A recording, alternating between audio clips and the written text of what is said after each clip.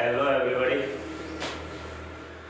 आज हम +1 क्लास का अपना next topic relation and function में फंक्शन क्या होता है उसके बारे में डिस्कस करेंगे।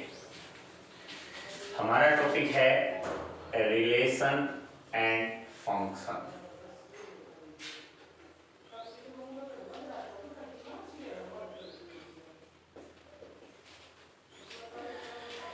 इस टॉपिक में हम सबसे पहले आज बात करते हैं फंक्शन।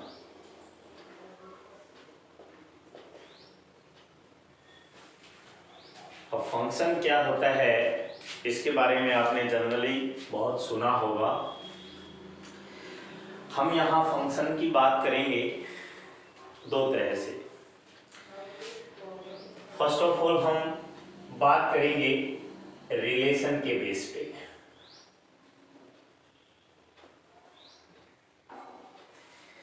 कि रिलेशन के बेस पे फंक्शन कैसे होता है। Function is a special type of relation.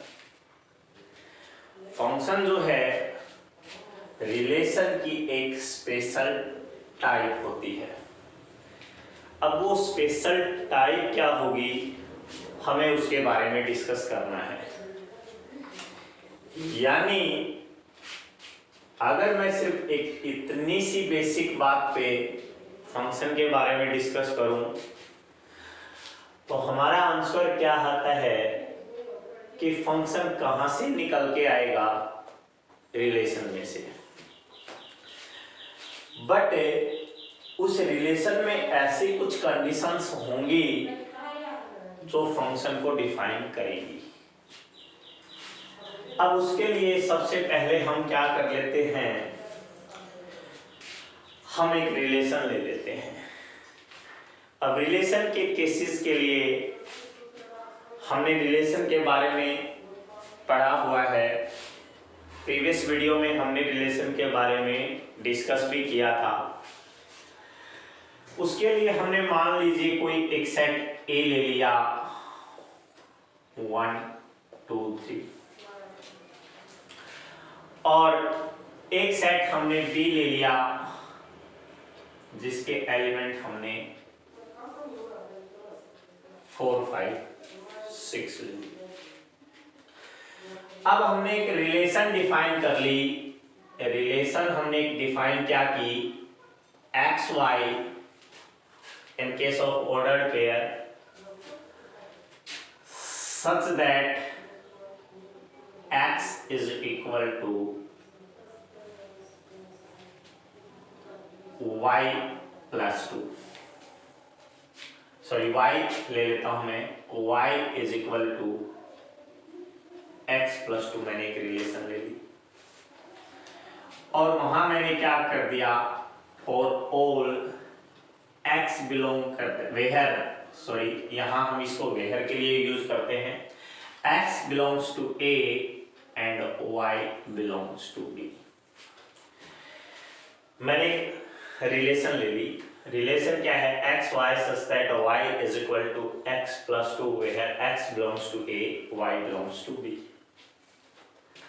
अब इसके बेस पे मैं इस रिलेशन को डिफाइन करूं तो when x is equal to 1 हो तो y आपके पास किसके इक्वल आया, 1 plus 2 3 के। उसके बाद x is equal to आपने 2 लिया तो y किसके इक्वल आया, 4 के। उसके बाद x is equal to आपने 3 लिया तो y किसके इक्वल आया, 5 के। अब इससे आगे मैं x की वैल्यू नहीं ले सकता। क्यों नहीं ले सकता, क्योंकि मेरे पास a जो है, x जो है वो किससे बिलोंग कर रहा था, a से, तो उसमें इससे ज्यादा एलिमेंट तो हम ले ही नहीं पाएंगे। अब बात करें हम y की तो y जो है वो किससे बिलोंग कर रहा है, b से बिलोंग कर रहा है। अब y इज इक्वल टू 3 वो हमारा इस b का पार्ट नहीं है। इट मीन्स ये जो ऑर्डर पेयर बनेगा when x is equal to 1 y is equal to 3 ये रिलेशन में काउंट नहीं होगा। अब ये रिलेशन में काउंट नहीं होगा तो हमारे पास रिलेशन क्या बन के आई, रिलेशन हमारे पास मिली 2 4 एंड 3 5 ये रिलेशन बनी। अब मैं एक और रिलेशन लेता हूं। मैंने सेट A 1 2 3 ही रखा, B मैंने 4 5 6 रखा। इसके बेस पे मैंने relation R is equal to x y इस तरह से लिया कि Y is greater than X, where X belongs to A, Y belongs to B। अब मैंने एक और रिलेशन मान ली जिसमें मैंने क्या ले लिया x y such that y is equal greater than x for where x belongs to a and y belongs to b. In that case आप जो रिलेशन बनाएंगे वो रिलेशन मेरे पास क्या बन के आई, मैं x की वैल्यू 1 लूं तो y x से बड़ा होना चाहिए 1 4 1 5 1 6। कारण क्या है कि y x से बड़ा है तो x तो 1 लिया मैंने, जब x 1 लूं तो y मैं 4 ले सकता हूं, 1 लूं तो मैं 5 भी ले सकता हूं, 1 लूं तो मैं 6 भी ले सकता हूं।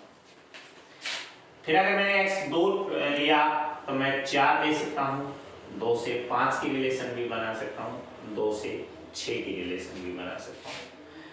फिर मैं 3 से 4 की रिलेशन भी बना सकता हूँ, 3 से 5 की रिलेशन भी बना सकता हूँ और 3 से 6 की भी रिलेशन बना सकता हूँ। अब मेरे पास ये दूसरी रिलेशन बन के आ गई। अब एक और रिलेशन मैं डिफाइन करता हूं। वो रिलेशन मैंने क्या ले ली, relation xy such that y is equal to x plus 3। अब आपकी रिलेशन क्या बन के आएगी स्टूडेंट्स, आपको पता है जब x 1 होगा तो y 4 होगा, x 2 होगा तो y 5 होगा, x 3 होगा तो y 6 होगा। अब मैंने 3 तरह की रिलेशन ले ली। पहली रिलेशन में मैंने y equal to x plus 2 माना, दूसरी रिलेशन में मैंने y ग्रेटर देन x माना और तीसरी रिलेशन में मैंने y is equal to x plus 3 माना। अब इन तीनों रिलेशंस की बात करते हुए हम अपने फंक्शन को समझेंगे। फंक्शन को इससे कैसे रिलेट करेंगे, how to relate the function to a relation, वो देखिए। अब हम अपने रिलेशन को अपने फंक्शन को रिलेशन से अटैच करते हैं। उसके लिए हम क्या करते हैं वो देखिएगा। मैं इसको छोड़ देता हूं क्योंकि मुझे इसकी जरूरत पड़ेगी। उसके लिए हम इस फंक्शन की डेफिनेशन को पूरा कर लेते हैं। Function is a special type of relation। देखिए क्या, a relation f। अब फंक्शन की वजह से रिलेशन को हम क्या कह देते हैं, a relation f from set A to set B is called function if every element of set A has one image in set B।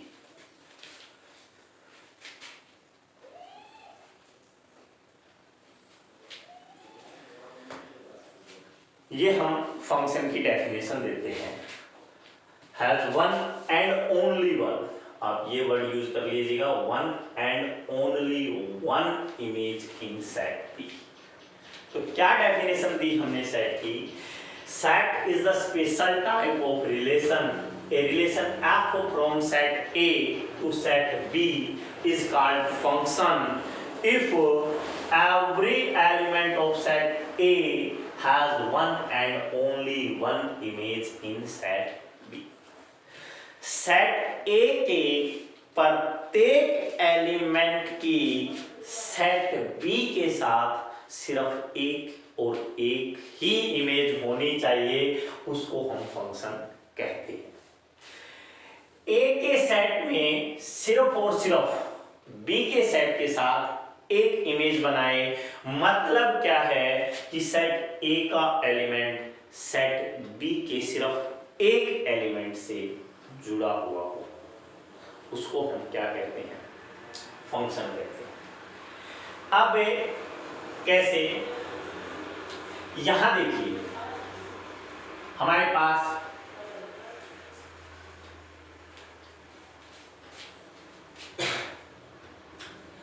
Every element of set A, अब हमने ए सेट क्या माना था? 1 2 3, बी सेट हमने क्या माना था? 4 5 6। अब फर्स्ट रिलेशन को चेक कीजिए इस डेफिनेशन के अकॉर्डिंग। पहली condition every element of set A, every element of set A. अब सेट ए में पहला एलिमेंट कौन है?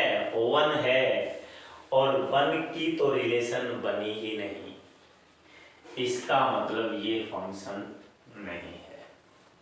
यानी पहली रिलेशन तो है बट फंक्शन नहीं है। अगर ये फंक्शन होता तो इसका ये 1 भी जुड़ा हुआ जरूर होता, क्योंकि डेफिनेशन तो ये कहती है every element of set A. अब एवरी एलिमेंट तो नहीं हुआ क्योंकि 1 नहीं है। Second condition, every element of set A has one and only one image. Set A का प्रत्येक एलिमेंट सेट B के सिर्फ एक एलिमेंट से जुड़ा हो। अब यहाँ देखिए 1 की रिलेशन 4 के साथ भी, 1 की रिलेशन 5 के साथ भी, 1 की रिलेशन 6 के साथ भी। क्या ये इस कंडीशन को फुलफिल कर रहा है? नहीं कर रहा है, क्योंकि 1 की इमेज एक ही एलिमेंट से होनी चाहिए थी, किसी दूसरे एलिमेंट से नहीं होनी चाहिए थी। अब 1 4 से भी जुड़ गया, 1 5 से भी जुड़ गया, 1 6 से भी जुड़ गया, 2 4 से भी जुड़ गया, 2 5 से भी जुड़ गया, 2 6 से भी जुड़ गया। तो ये भी उस फंक्शन की कंडीशन को फुलफिल नहीं करेगा, ये भी फंक्शन नहीं। थर्ड पे आ रही, थर्ड कंडीशन क्या कहती है? देखिए थर्ड रिलेशन में every element of set A has one and only one image in set B. प्रत्येक एलिमेंट की सिर्फ एक और एक ही इमेज बन के आएगी, वो हमारे पास फंक्शन होगा। तो वो हमारे पास क्या बन के आया? 1 4 के साथ, 2 5 के साथ, 3 6 के साथ। यहाँ प्रत्येक एलिमेंट सिर्फ एक एलिमेंट से जुड़ा हुआ है, ये फंक्शन, ये क्या है? हमारे पास फंक्शन है। तो इस कंडीशन के हिसाब से हमने क्या पढ़ा? Every element of set a has one and only one image in set b. प्रत्येक एलिमेंट की सिर्फ और सिर्फ एक ही इमेज बनेगी, वो हमारे पास फंक्शन है। हमने 3 टाइप्स की रिलेशन हमने पढ़ी। अब वो रिलेशन तो है बट फंक्शन नहीं है। यहाँ देखिए ये तो पहले ही कंडीशन को फुलफिल नहीं कर पाया कि उसमें प्रत्येक एलिमेंट जुड़े। सेकंड वाला हमारा इस कंडीशन को फुलफिल नहीं कर पाया कि उसकी एक ही इमेज बने। बट थर्ड रिलेशन इस कंडीशन को फुलफिल करती है, तो वो हमारे पास फंक्शन है। इसी अदर वर्ड में मैं इसकी डेफिनेशन दूं, फंक्शन की इन अदर वर्ड्स मैं डेफिनेशन क्या दूं, उससे पहले आप इसको नोट डाउन कर लीजिए। एक डेफिनेशन तो हमारे पास ये होगी, दूसरी डेफिनेशन हम क्या देते हैं वो देखिए, इन अदर वर्ड्स।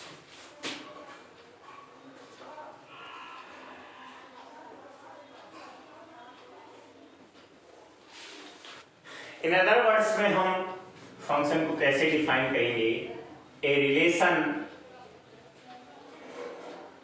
आर, और वो आर रिलेशन हमने कहां से कहां तक ली, A to B is said to be a function if के बाद मैं फर्स्ट कंडीशन लिख देता हूं, यहां लिख देता हूं मैं, if domain is equal to A, and second condition, no two different ordered pair have same first element। हमने एक अदर वर्ड्स में फंक्शन की डेफिनेशन क्या दी है, a relation R from set A to B is said to be a function if domain is equal to A. जब आपका जो रिलेशन है वो ए टू बी की रिलेशन हो, and no two different order pair have same first element. अब इसका मतलब क्या हुआ, हम इन्हीं रिलेशन से इसको दोबारा डिफाइन करते हैं। सबसे पहले डोमेन ए के इक्वल, ए क्या था 1 2 3 और बी क्या था 4 5 6। पहली condition domain is equal to A. अब डोमेन क्या होती है, domain is the first element of relation. अब फर्स्ट एलिमेंट इस रिलेशन की क्या क्या है, 2 और 3, तो क्या ये इस ए के इक्वल है, नहीं। क्या इसमें 1 है, नहीं है, इसका मतलब डोमेन ए के इक्वल नहीं है। इन अदर वर्ड्स हम यहां भी कह सकते हैं कि ये हमारी रिलेशन तो है बट फंक्शन नहीं। सेकंड में आ जाइए, क्या सेकंड रिलेशन इस डोमेन को फुलफिल करती है, 1 1 2 2 2 3 3 3। फर्स्ट कंडीशन तो सेटिस्फाई है इस रिलेशन में। अब सेकंड पे आइए, क्योंकि मुझे ये दोनों कंडीशन देखनी है, दोनों में से कोई भी एक कंडीशन अगर फुलफिल नहीं है तो वो आपका फंक्शन नहीं है। सेकंड कंडीशन के आधार पे हमने क्या कहा, no two different ordered pair. अब ये क्या है भाई, ऑर्डर्ड पेयर ही तो हैं, इसको क्या बोलोगे आप, ऑर्डर्ड पेयर। अब ये ऑर्डर्ड पेयर में दो अलग अलग ऑर्डर्ड पेयर का फर्स्ट एलिमेंट सेम नहीं हो, या तो यही होगा, और दो क्या यहाँ तो 3 3 के लिए सेम है, तो फिर रिलेशन तो है बट फंक्शन नहीं है। अब थर्ड पे आ जाइए, थर्ड रिलेशन के लिए डोमेन ए के इक्वल है 1 2 3, बिल्कुल है। Second, no two different order pair have same first element. क्या दो डिफरेंट ऑर्डर पेयर के फर्स्ट एलिमेंट सेम हैं? बिल्कुल नहीं है। यहां 1 2 3, ये देखिए 1 2 3, अब रिपीट तो नहीं है ना 1 2 3, इसका मतलब ये आपकी रिलेशन तो है, फंक्शन भी है। तो हमने दो तरह से फंक्शन को समझा। फर्स्ट में हमने क्या कहा, एक फंक्शन क्या होगा, एक ऐसी रिलेशन जो a to b होगी, every element of a as an one and only one image in y, and दूसरी सेकंड डेफिनेशन जो हमने पढ़ी है उसमें हमने क्या कहा कि एक ऐसी रिलेशन A to B को फंक्शन कहा जाएगा जिसमें या तो डोमेन किसके इक्वल होगा, A के इक्वल होगा, या no two different order pair have same first element, दो अलग अलग ऑर्डर पेयर का फर्स्ट एलिमेंट सेम नहीं होगा। अब यहां से बात क्या करती है कि सर हमने फर्स्ट एलिमेंट के बारे में तो बात कर ली, जो सेकंड एलिमेंट है उसके बारे में बात करें तो हमारा क्या होगा। उसके लिए आप देखिए, अगर मान लीजिए मैं इसका एरो डायग्राम शो करता हूं, एरो डायग्राम हमारी बहुत सी हेल्प करता है उसको फाइंड आउट करने के लिए। अब आप इसको ऐसे समझिए, 1 2 3, यहां आपने लिख दिया 4 5 6, कुछ भी लिख दीजिए। अब इसके बेसिस पे हम क्या देखेंगे, 1 की रिलेशन 4 के साथ, 2 की रिलेशन 5 के साथ, 3 की रिलेशन 6 के साथ, क्या ये फंक्शन है? आपका आंसर होगा yes, it is a function. इसी वेन डायग्राम को मैं ऐसे एरो डायग्राम को मैं ऐसे समझता हूं, 1 2 3 4 5 6, 2 की रिलेशन 4 के साथ, 3 की रिलेशन 5 के साथ। मैंने यहाँ 1 को किसी के साथ रिलेट नहीं किया, मान लो मैंने ये 6 हटा दिया, क्या ये अब फंक्शन है? आप कहेंगे no, it is not a function, because in x, या अगर आपने इसका नाम ए दिया, in set a there has one element which have no image in y. इसको इमेज बोलते हैं हम, ये इसकी क्या है? इमेज। अब 1 की तो कोई इमेज है ही नहीं, तो ये आपका फंक्शन नहीं है। थर्डली मैं बात करूं ऐसे, 1 2 4 5 6, 1 की 4 के साथ, 1 की 5 के साथ, 2 की 6 के साथ रिलेशन बना दी, क्या अब ये फंक्शन है? अब भी आपका आंसर क्या होगा? नो, ये आपका फंक्शन नहीं है। क्यों नहीं है? क्योंकि 1 4 के साथ भी अटैच हो गया, 1 5 के साथ भी अटैच हो गया। अब एक ही two different order pair have same first element. अब अगर आप इसका ऑर्डर पेयर लिखो तो क्या लिखोगे? 1 4 1 5। तो क्या ये फंक्शन हुआ? ये फंक्शन नहीं हुआ। बट मैं इसको रिवर्स कर दूं, ये देखिए आप ध्यान से, 1 2 और यहां मैंने 3 लिख दिया, 1 की रिलेशन 3 के साथ, 2 की रिलेशन 3 के साथ, क्या ये आपका फंक्शन है? अब इसमें और इसमें अंतर समझिए। ये डेफिनेशन आपकी जो फर्स्ट डेफिनेशन क्या थी, वो क्या कह रही थी? Every element of a has an unique image in y. एक ही इमेज होनी चाहिए। क्या इसकी 1 की रिलेशन किसके साथ बनी? 3 के साथ। 2 की रिलेशन किसके साथ बन रही है? 3 के साथ बन रही है। इमेज तो एक ही है, इमेज एक ही है। क्या बात कर रहा हूं, यहां देखिए, 1 3 के साथ रिलेटेड, 2 3 के साथ रिलेटेड, यानी सेकेंड एलिमेंट रिपीट हो सकता है। सेकेंड एलिमेंट रिपीट हो सकता है, फर्स्ट एलिमेंट रिपीट नहीं होगा। इस बात को याद रखिएगा। सॉरी, यहां फर्स्ट एलिमेंट रिपीट हो रहा है, यहां सेकेंड एलिमेंट रिपीट हो रहा है, तो इसको हम फंक्शन कहेंगे। यहां तक आई होप आप समझ के होंगे, कुछ परसेंट आपको यहां तक समझ में आ गया होगा।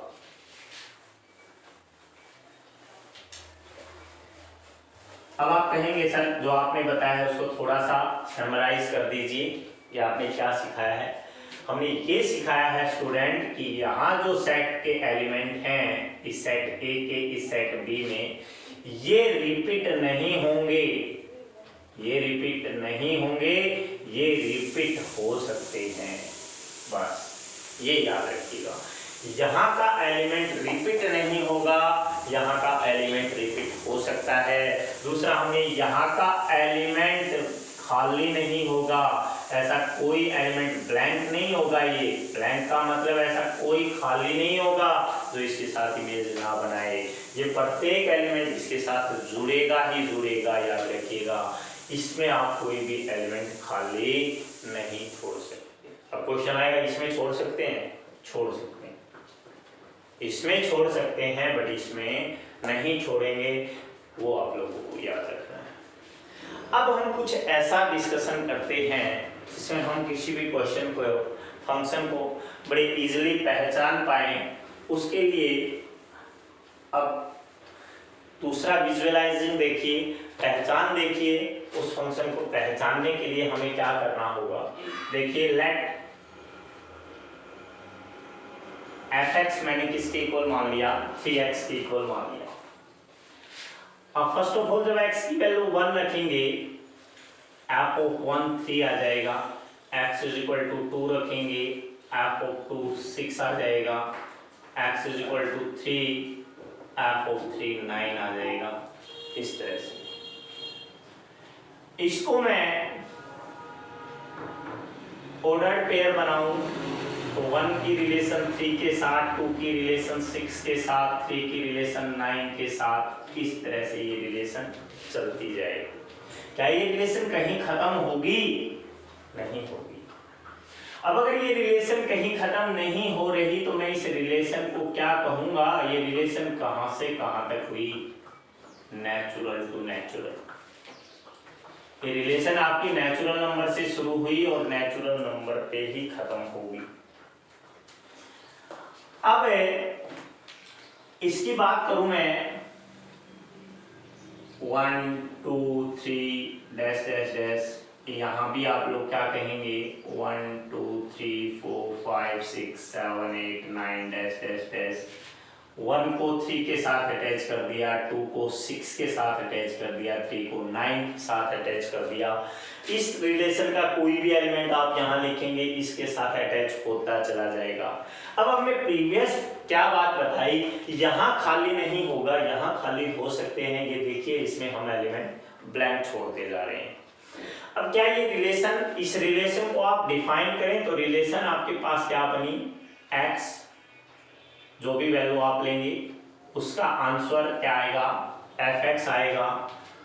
वेयर fx किसके इक्वल है, 3x के, और x और fx आपके किससे बिलोंग कर रहे हैं, नेचुरल नंबर से।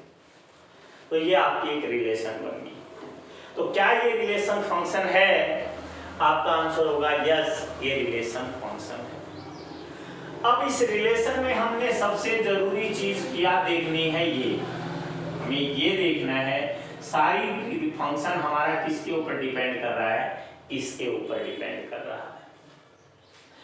अब आप यहां से क्या कहेंगे कि सर इसका मतलब तो हमारे पास कोई भी क्वेश्चन जो ऐसा आएगा वो सारा फंक्शन में कन्वर्ट हो जाएगा। इस तरह से हम तो किसी को भी देख के कह देंगे कि वो फंक्शन है, बट क्या ऐसा रियल में है? आइए हम उसको चेक करते हैं। हम चेक करते हैं कि क्या वो कुछ भी ऐसी रिलेशन जो हमें देगा, क्या वो फंक्शन है, उसमें इसका क्या रोल है, हम वो रोल देखते हैं। हम विजुअलाइज करते हैं कि फंक्शन है या नहीं है। उस फंक्शन को विजुअलाइज कैसे करेंगे? उस फंक्शन को विजुअलाइज करने के लिए देखिए हम एक और एग्जांपल लेते हैं। और एक और एग्जांपल के लिए मैंने fx किसके इक्वल ले लिया, मैंने fx ले लिया किसके इक्वल, fx is equal to 1/x ले लिया। और मैंने यहां क्या कह दिया कि फंक्शन आपका कहां से कहां तक डिफाइन है, रियल टू रियल।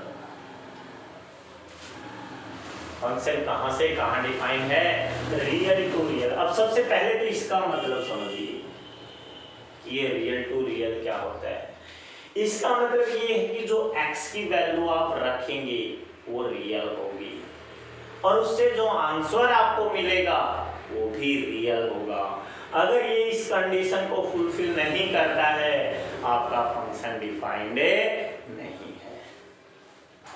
आपका फंक्शन उस वैल्यू पे डिफाइंड होना चाहिए। किस पे डिफाइंड होना चाहिए? इस वैल्यू पे डिफाइन होना चाहिए, क्योंकि ये वैल्यू आप रखेंगे तो ही आपको ये वैल्यू मिलेगी। ये वैल्यू कौन सी है? जो आप यहाँ रखेंगे, मीन्स आप यहाँ रखेंगे, और ये वैल्यू कौन सी है? जो रखने के बाद आपको ये मिलेगी।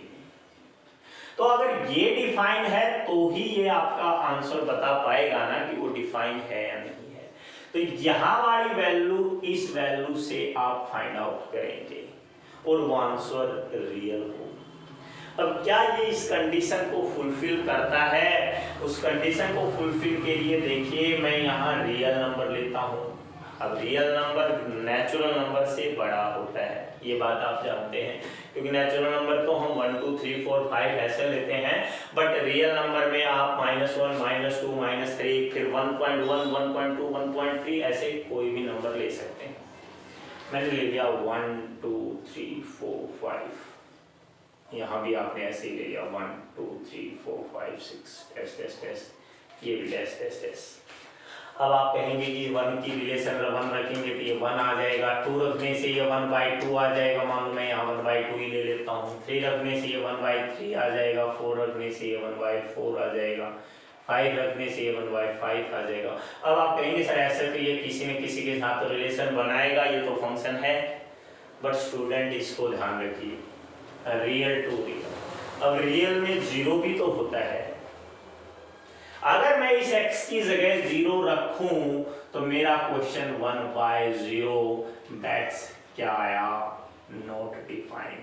अब नॉट डिफाइन यानी 1/0 तो कोई रियल नंबर नहीं है।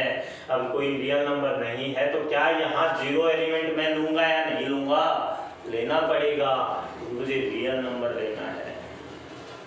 यहाँ मैंने 0 लिया तो क्या इस 0 को आप यहाँ किसी के साथ मैप कर पाएंगे? आपका आंसर क्या होगा? नो। आपका आंसर क्या होगा? नो होगा, बिकॉज आप लोग यहाँ 0 को किसके साथ अटैच करेंगे? कोई आंसर है ही नहीं, नॉट डिफाइन। तो ये रिलेशन आपको, ये जो मैपिंग आपको ये बता रही है कि ये फंक्शन आपका फंक्शन नहीं है, ये फंक्शन आपका डिफाइंड नहीं है, ये रिलेशन आपकी रिलेशन है बट रिलेशन डिफाइंड नहीं है, वो फंक्शन नहीं है। इसलिए function is a special type of relation, इसीलिए इसके लिए जो वर्ड यूज किया गया वो स्पेशल वर्ड यूज किया गया। क्यों वर्ड हमने स्पेशल यूज किया? इन्हीं कंडीशंस के बेस पे हमने इसमें स्पेशल वर्ड यूज किया है, क्योंकि यही हमें बताता है कि ये फंक्शन है या नहीं है। बड़े गौर कीजिएगा हर एक बात के ऊपर कि आपको क्या सिखाया गया है। अब उसके बाद देखिए, ये जो मैं फर्स्ट एलिमेंट की बात कर रहा हूं, ये फर्स्ट एलिमेंट क्या है स्टूडेंट? इसको डोमेन बोलते हैं। इसको क्या बोलते हैं? डोमेन। ये डोमेन रखने से जो आपके यहाँ एलिमेंट आपको मिल रहे हैं, यानी जिसके साथ आपकी मैपिंग हो रही है, उस मैपिंग को आप रेंज बोलते हैं। यानी अगर आपके 1 की मैपिंग 1 के साथ हुई तो ये 1 डोमेन है और ये 1 रेंज है। अगर आपकी 2 की मैपिंग 1/2 के साथ हुई तो 2 डोमेन है, 1/2 रेंज है। अगर आपकी मैपिंग 3 के साथ हुई तो 3 डोमेन है, 1/3 रेंज है। अब बच्चों की बात क्या आएगी कि सर हमने पीछे अभी जो एग्जाम्पल पढ़ा, या मैं इसी एग्जाम्पल की बात कर लेता हूँ, 1 2 3 4, मैंने यहाँ 1 1/2 1/3 1/4 के साथ 2 3 4 ये नंबर ले लिए। मैं एक बार इसको रिलेशन को अटैच नहीं कर रहा हूँ, सिर्फ डायरेक्ट एक एग्जाम्पल वैसे बता रहा हूँ। 1 को 1 के साथ, 2 1/2 के साथ, 3 1/3 के साथ, 4 1/4 के साथ ऐसे रिलेट है। बस आगे इसमें कोई एलिमेंट है ही नहीं। मैं यहाँ से भी कुछ एलिमेंट हटा देता हूँ, 1 2 एलिमेंट ही ले लेता हूँ, 2 3। अब आपको कहा जाए क्या ये फंक्शन है, तो आंसर होगा यस ये फंक्शन है, क्योंकि ये फंक्शन की सभी कंडीशंस फुलफिल करता है। बट उसके बाद की कंडीशंस को देखना है, डोमेन। अब इस क्वेश्चन की डोमेन क्या है? 1 2 3 4। डोमेन क्या है हमारे पास? 1 2 3 4। रेंज क्या है? 1 1/2 1/3 1/4। तो फिर ये 2 3 जो हमने छोड़ दिए ये क्या है स्टूडेंट, ये कंप्लीट सेट जो आपको मिल रहा है इसको बोलते हैं कोडोमेन। क्या बोलते हैं? कोडोमेन। कोडोमेन जो आपके अटैच हैं उन एलिमेंट्स को रेंज बोला जाएगा और पूरे सेट को आप क्या बोलते हैं? कोडोमेन। यानी जो इमेज आपकी बन के आएंगी वो इमेज आपकी क्या कहलाएंगी? कोडोमेन कहलाएंगी। आई होप आप यहां तक समझ के होंगे। उससे आगे देखिए कि अगर इसी क्वेश्चन में f(x) = 1/x फंक्शन की मैपिंग r से r है, मैं इसको ऐसे डिफाइन कर देता f(x) = 1/x और f की मैपिंग r 0 to r। अब कुछ स्टूडेंट कहेंगे ये क्या बात है सर? ये देखिए इसका मतलब क्या है कि जो डोमेन आप लेंगे वो अदर देन 0। डोमेन आप क्या लेंगे? अदर देन 0 अगर आप लेंगे तो ये फंक्शन आपका फंक्शन होगा, तब ये रिलेशन आपकी फंक्शन होगी, क्योंकि मैंने रिलेशन की जो डोमेन है वो अदर देन 0 ली है। इसका मतलब मैं यहां 0 तो लूंगा ही नहीं,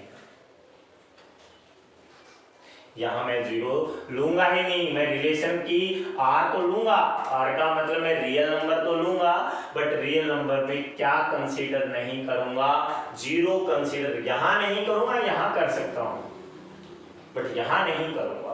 अब 0 लूंगा ही नहीं, क्या 0 के अलावा कोई वैल्यू आपको ऐसी नजर आ रही है जो सेम आंसर दे?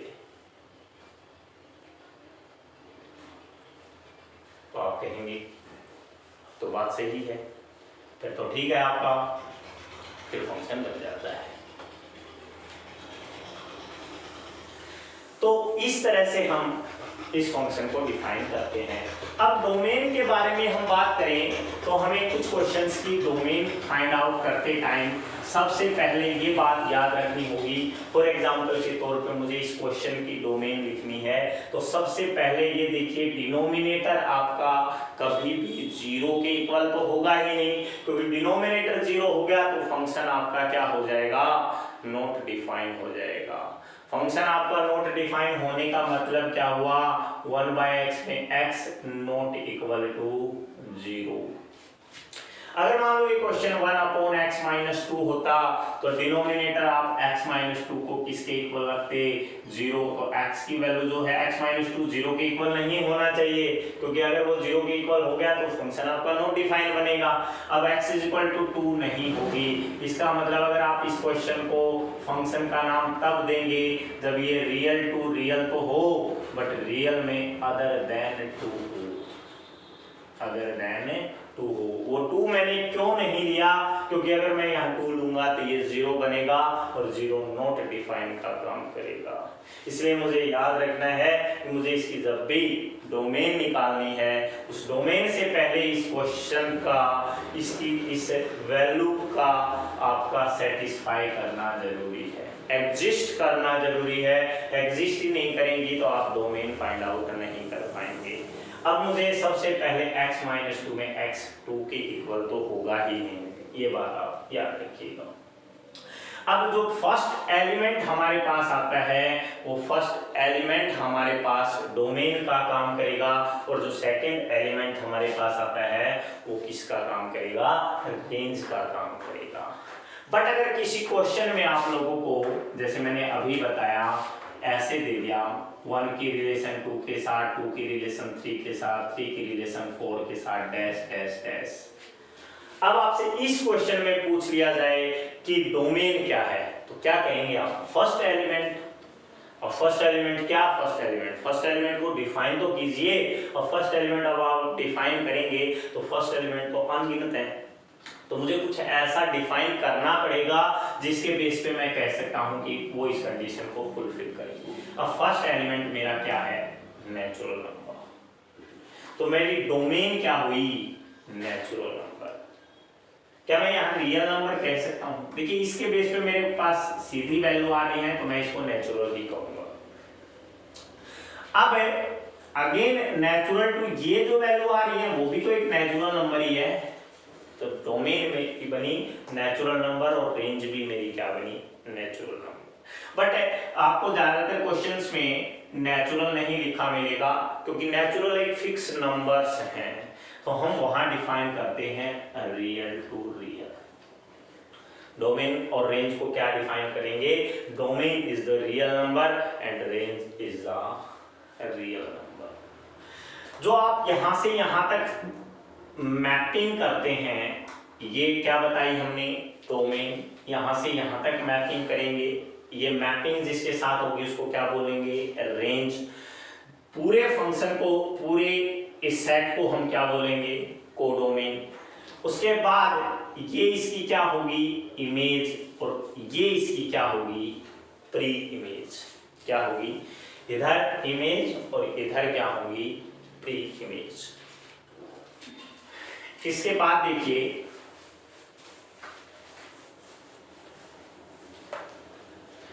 अगर मैं fx is equal to x लिखता हूं, fx किसके इक्वल लिखता हूं, x, all x belongs to r। सभी रियल नंबर के लिए अगर मैंने fx is equal to x लिखा, तो fx is equal to x,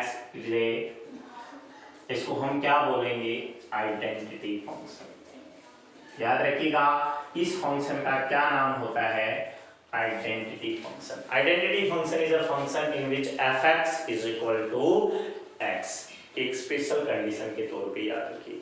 अगर मैं इसका ग्राफ खींचता हूँ, fx is equal to x का अगर मैं ग्राफ खींचता हूँ, तो वो ग्राफ मेरे पास देखिए, जब x 0 हो तो fx 0 ही होगा, x 1 है तो 1 2 2 पे कंडीशन 3 3 4 4, ये कंडीशन एक स्ट्रेट लाइन पे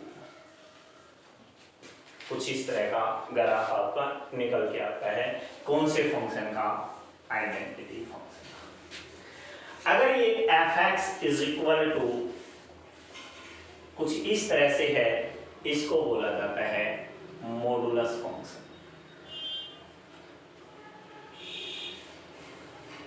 क्या बोला जाता है, मॉडुलस फंक्शन।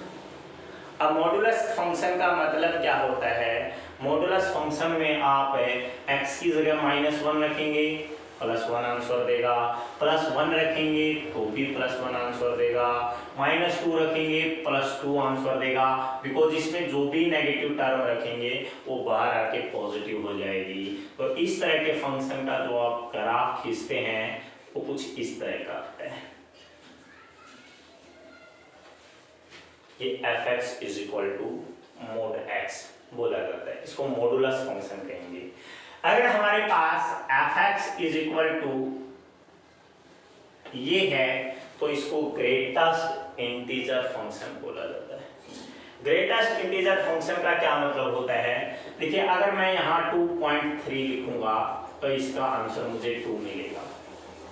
अगर मैं 2.9 लिखा, इसका आंसर भी मुझे 2 मिलेगा। अगर मैं 1.7 लिखूं तो इसका आंसर मुझे 1 मिलेगा। ये ग्रेटेस्ट इंटीजर फंक्शन है।